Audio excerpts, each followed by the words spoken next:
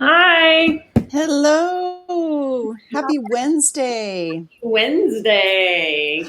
Goddess Wednesday.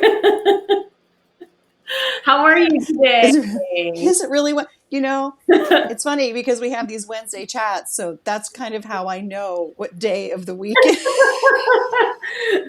I'm going with being a mermaid today.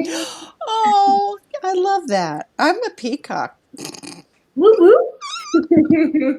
I have my peacock bracelet and my earrings. I'm pulling out all the stops this week. I I have this closet full of clothes that or just wear me what anyway. So Well, I'm coming to you from my new sacred space in my home, and I'm so grateful that it has been christened. I had my first practice in here by myself on Sunday, and that was lovely. And then I taught here on Monday, and things are rolling. So, yeah. uh, Do you have a name for your space, or have you given it a name? It's interesting because uh, one of my podcast guests and a friend of mine, Death Doula, actually Nada, mm, moved, and they had a ceremony and named their home, gave it. oh So wow, yeah, well, she that's was from the something indigenous. here. Yeah, I know, but that's good that you. It's a beautiful space, Ramona. It really is. Well, and I have to tell you what's absolutely phenomenal about this is that so the space has been complete since Sunday. I put my last painting up on the wall on Sunday, and my son comes home from his dad's house. And he's like, "Oh my gosh, mom, your room, it smells so good." And I can't believe this was my room a week ago. Exactly. And so he'll just like, I'll be looking for him. I'm like, Bryce. And then I come down here and he's in the room. Oh my The other gosh. day, my husband comes in here to use the phone. Like everybody's like, "Oh." Hey, instead of putting the guys in timeout, just say, go to the room. We'll take some time in the room. You need some time in the Turn room. on the essential oils. Well, I've said it before and I'll say it again. You have definitely a divine gift for creating sacred space wherever you are. And that I honor that. And I'm grateful Mm, for that. mm, It's mm. funny because I do have a very visual, stimulating need. Like I really feel like that's a huge piece of who I am as a being in this lifetime because I was a theater major. And so everything was about this visual presentation, right? And so it's something Right. I've had to really soften over the years in myself is not to be so rigid about things because, in theater, things have to be done in time, on time. Otherwise, somebody's standing in the dark. I was going to say, yeah, there's the spot, the X, where you Yeah, are supposed to yeah, stand yeah. because that light is supposed to be right on. And Oh, your I mark. was Yeah. and my focus in theater was in stage management. So I was the one calling those cues. So my brain has Yeah. this connection to things need to have a place and there's an order and so I have learned over the years to soften those edges a little bit and have a little more flexibility, but I do definitely know that I feel more peaceful in an environment that is set to Hmm. be received in that way. So that's You, I think that is the perfect segue to mhm, our discussion about flow because I was just thinking about, well, you were talking about how you had to have things set a yeah, certain way in order for things to flow in a certain way. But now, what if you don't hit that mark? Like right, you're expected to stand there. right. It, it, you need to go with the flow. Mm-hmm. And, Mm-hmm. maybe in our lives we hit that where I've got to hit that mark, Yeah, we get And really when you're not, rigid and with then you that. get there, you're Yeah, stuck, we get or really, it's just, really rigid with, oh, it has to be or, done in oh, this amount of time. the And light isn't here. It was right, supposed to be here right now. exactly. And I think that's it, right? That's the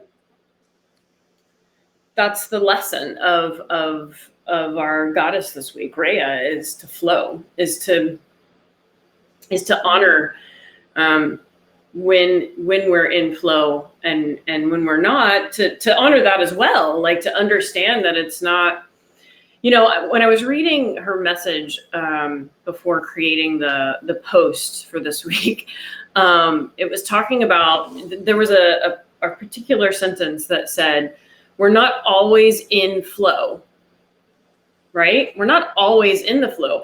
So when we are, ideas and inspiration are coming in and just flowing in, and it's like, oh my gosh, I can't keep up with it, right? And then Mhm. and then we have maybe this sense of, oh, I'm overwhelmed because I'm too in the flow, right?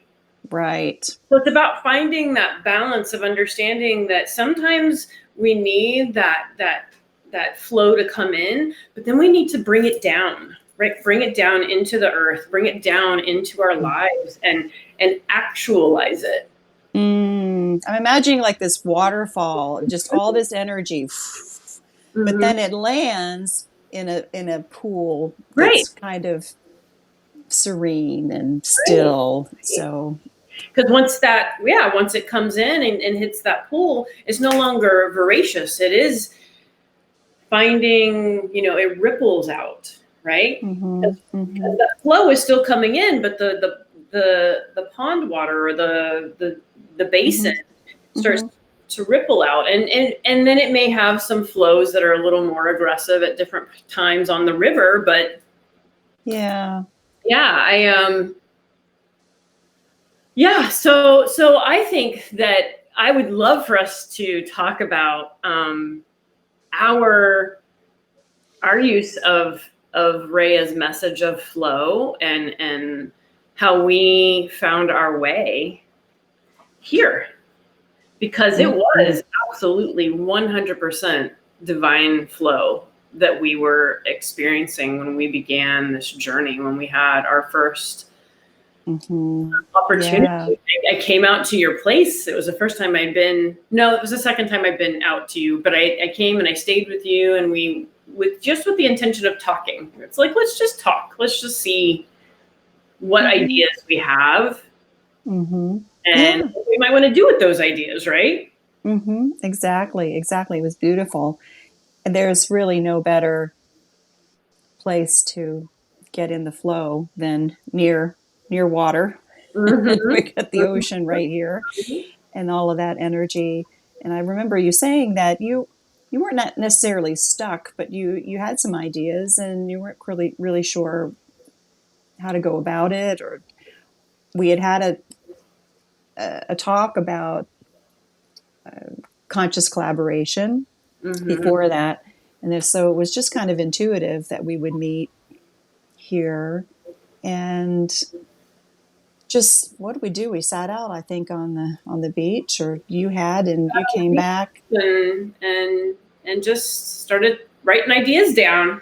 Right, exactly. And that was beautiful because you would say something, well, what do you think about this? And I would say, oh yeah, yeah. And I think you had it all in you in a way. I was just kind of there to affirm it and help you shape it and that sort of thing.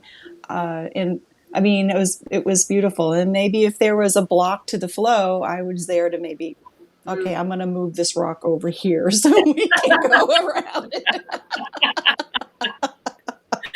Let's just, go around that. I don't know, but it was beautiful. And, we were in divine flow. And We were. then, And I remember leaving that weekend and just feeling so inspired for the possibility of what we yeah, could do together. exactly, And I exactly. think it was still a few weeks later before we really settled into IDG. Like that, it was early September, right after yoga teacher training had ended. That's And, right.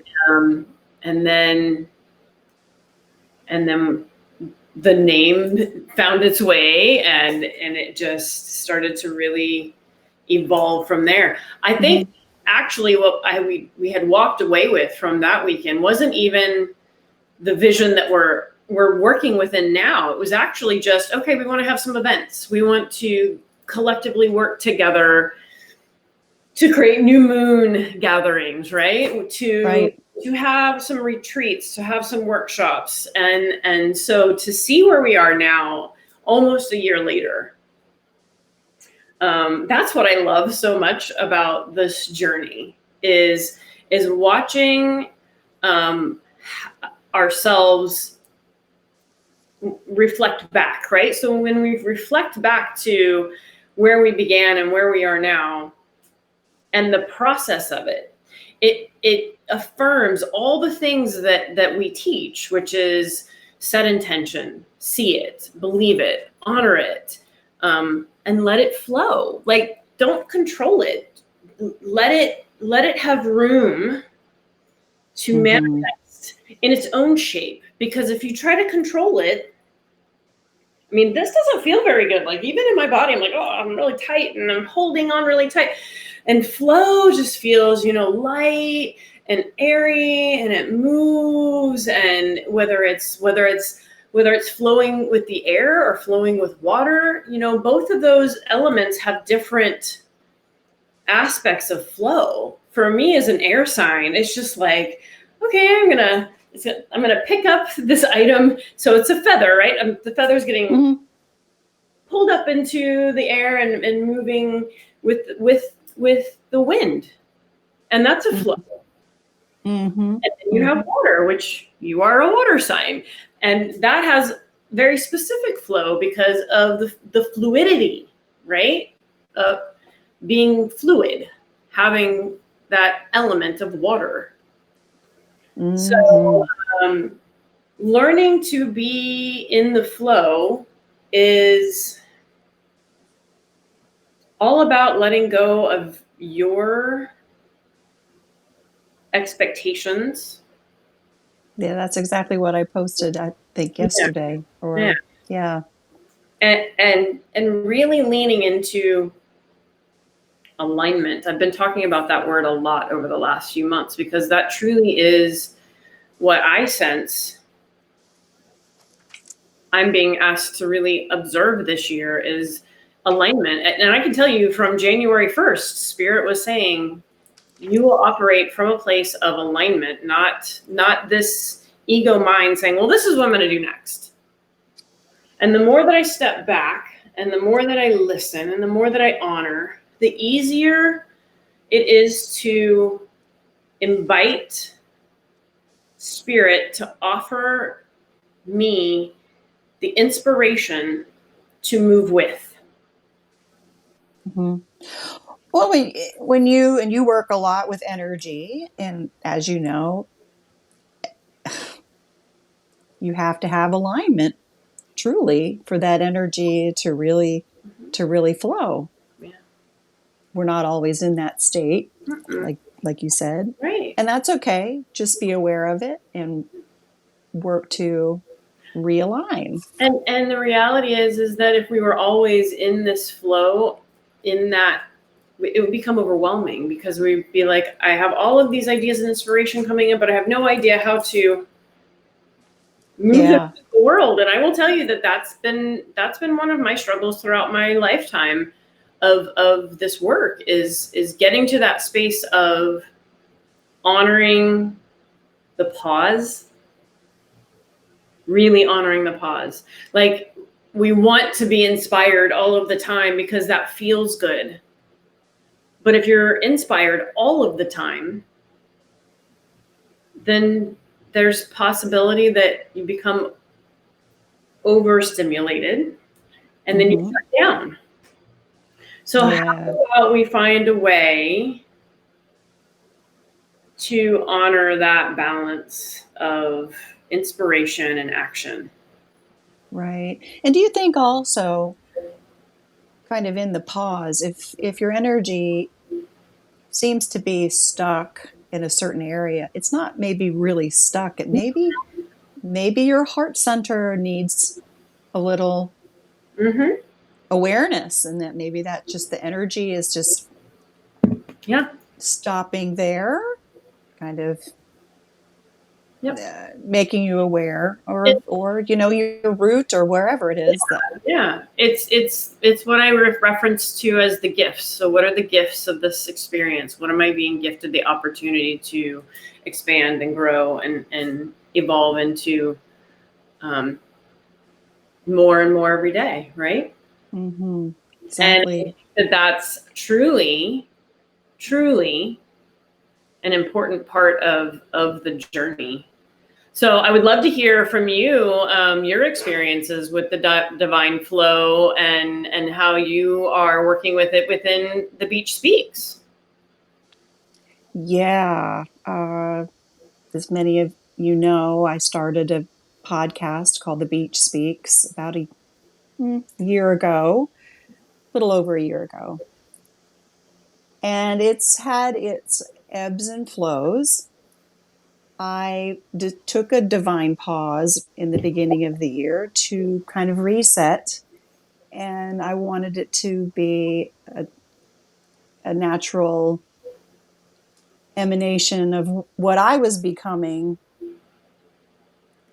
I was really becoming a new person, a new identity. Actually, I was changing my name. I was getting married, moving. I mean, there were a lot of uh, things going on, and then I decided that, kind of like IDG, I sat down and I thought, well, what do I want this to be? And I didn't want it to be just me talking into a microphone and sending out a message that may or may not resonate with you. And that's fine. There's nothing wrong with that. But I wanted it felt like it was bigger than me. And how do I honor that? So again, I'm kind of taking a little bit of a pause and seeing which direction I wanted to go. But that's all been an awareness that I had to develop, and not that it wasn't me. It wasn't, uh, I had to kind of put aside some expectations of what I Mhm. thought it should be and Yeah. sit back. So that's still in an evolution in itself. It, yeah, I've just had to allow it to be. And I guess, I mean, that's really all I have to say right now about flow in that regard. It's the letting go. I think I posted yesterday, the let go and let flow. Yeah. Absolutely. And it's so, I mean, like a lot of these things, it's so easier said than done. Mhm. Yeah, it's practice. It's practice. And that's why yoga is such a huge piece of what I do in my work and in my life, because that's how I stay on path, on purpose, on my journey, is by having practices in place. So whether it's through energy work, whether it's through yoga, whether it's through my lessons that I teach and practice through my coaching program, everything that I offer into the world, they are things that I offer myself first. Right. So yeah, I really love the message of Rhea, and I'm so glad that she shared her magic with us this week. And we would love to hear from you all.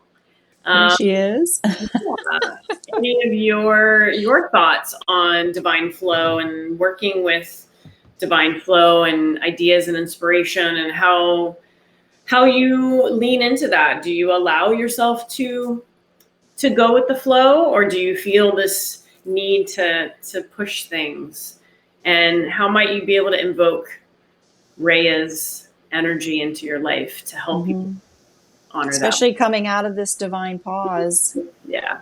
How do we want to be coming out of this? Mm-hmm. Mm-hmm. And do we expect it to be a certain way, Mm-hmm. or can we just be open and flow into Yeah. whatever it's there Absolutely. to receive? Yeah. Well, thank you, Paige, for this. Thank you. Sunday Thank morning you chat. for anyone who's chimed in and who's Yeah. listening right now or listens later. We love it. Yes. And we really like to hear from you. Mhm. As always, this is our time together. And I just love it. And Yeah. thank you for reminding me that it's Wednesday. Yes. Well, happy full moon week. We have Yes. some Oh, full yeah. moon coming week. I think Paige is going to join you later this week with a little bit more about that. So Yeah. we're grateful for you, goddesses. We hope that this message is finding you well, and we will see you again soon. Bye, everybody. Namaste.